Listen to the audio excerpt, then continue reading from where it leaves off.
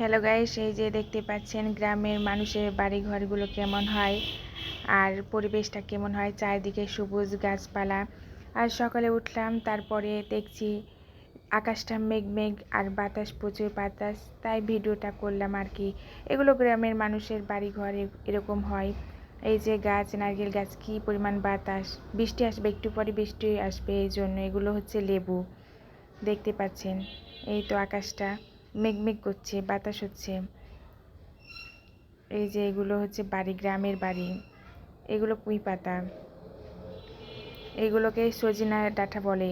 আপনারা কি বলেন অবশ্যই কমেন্টে জানাইবেন। এই যে মেঘ, অনেক বাতাস।